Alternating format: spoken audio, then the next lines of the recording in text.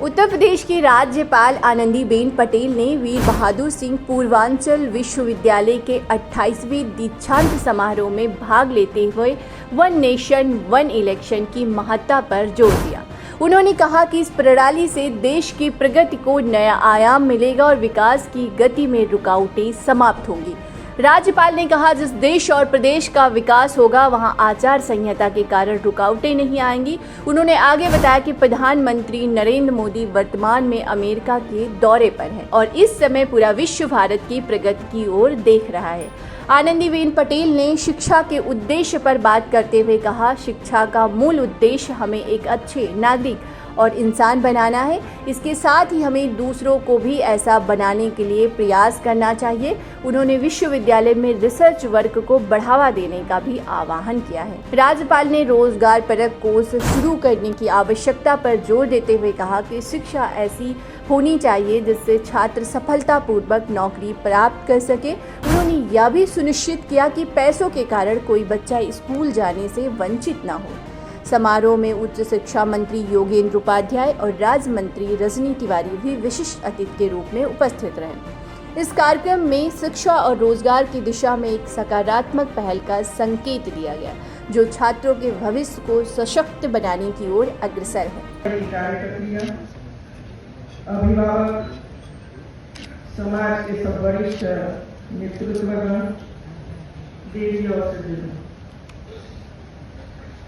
सबसे पहले मैं जो छात्र छात्राओं ने गोल्ड मेडल प्राप्त किया है, सभी को मैं बहुत बहुत बधाई देती हूँ।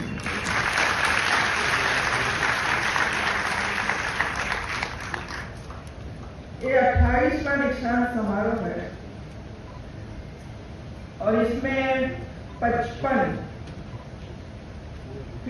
छात्राएं ने प्राप्त किया है और 42 छात्रों ने गोल्ड मेडल प्राप्त किया है। अच्छा है, अभी काफी मेहनत करने की जरूरत है, खास करके छात्रों को। छात्राएं तो आगे बढ़ रही है।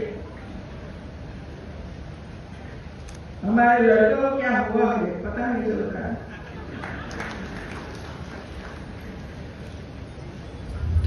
दूसरा, विश्वविद्यालय को नेक एक्रेडिटेशन में A+ प्राप्त हुआ है।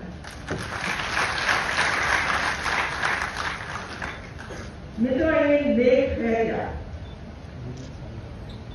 और क्या इतना इम्पोर्टेंट हर यूनिवर्सिटी कॉलेज के लिए इम्पोर्टेंट है? क्या फायदा है इससे छात्र छात्राओं के लिए? और इसी वजह से हम ये प्रयास किया, क्योंकि जब कोई स्टूडेंट कोई कॉलेज या विश्वविद्यालय में जाना चाहता है, चाहे विदेशों की यूनिवर्सिटी हो या भारत की यूनिवर्सिटी हो, प्राइवेट हो या सरकारी हो, ये सबसे पहले देखता है कि नेक एक्रेडिटेशन में इसका स्थान क्या है। A++ में, A+ है, A है, B++ है, B+ है, किसी तय करते हैं कि मुझे A++ वाली यूनिवर्सिटी में ही जाना है और वहां वो अप्लाई करता है। मतलब ये हुआ कि जो श्रेष्ठ छात्र होते हैं वो ही इसी यूनिवर्सिटी में अप्लाई करते हैं और बच्चे आने के लिए प्रेरित होते हैं। हर 5 साल में एक बार सभी यूनिवर्सिटियों को नेक में जाना होता है, लेकिन मैंने देखा पिछले 5-6 साल से कोई प्रयास ही नहीं करता और एक मान कर बैठे थे कि हम तो जा ही नहीं सकते और अनेक प्रकार के कारण मेरे सामने रखते हैं, अलग अलग प्रकार के। मैंने कहा कि भाई कंपल्सरी है, आपको जाना ही पड़ेगा। तो घबरा गए, क्या करें? क्योंकि जो मटेरियल चाहिए ना, ये मटेरियल नहीं रखा हुआ।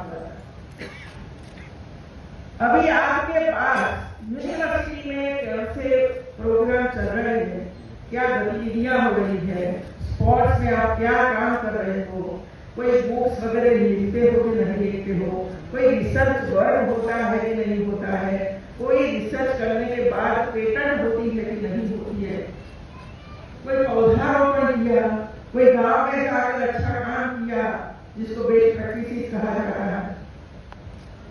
ये सब कुछ एक लेख में ठान लो,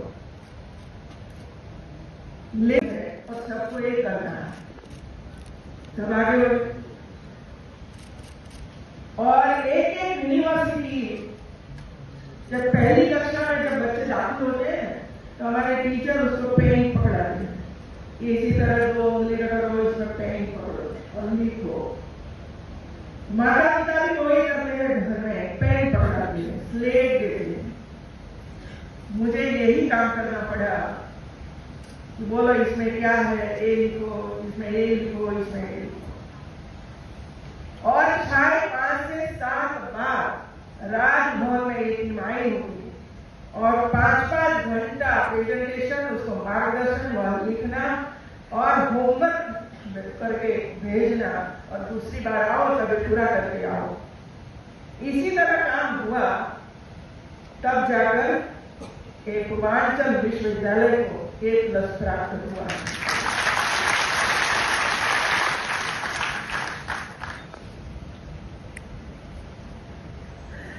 लगभग 7 यूनिवर्सिटी को A+ प्राप्त हुआ, 7 यूनिवर्सिटी। एक कृषि यूनिवर्सिटी को A+ प्राप्त हुआ है। पूरे देश की यूनिवर्सिटी में कृषि में कभी कोई नहीं गया, ये हमारा नरेंद्र देव कृषि यूनिवर्सिटी में गए और A+ प्राप्त हो गया। और इसी वजह से भारत सरकार ने जो एक ग्रेड प्राप्त करते हैं, क्वालिटी एजुकेशन के लिए जो प्रयास करते हैं, इसके लिए पीएम कुशा नाम की एक योजना बनाई है। ये पीएम कुशा में से जो यूनिवर्सिटी A+ थी को भारत सरकार ने मोदी जी के नाम से बनी पीएम योजना कुशा, उनको 100 करोड़ रुपया दिया गया, 100 करोड़। बाकी यूनिवर्सिटी को 20 करोड़ रुपया दिया गया। और वैसे देखो तो यूनिवर्सिटी को 760 करोड़ रुपया प्राप्त हुआ है।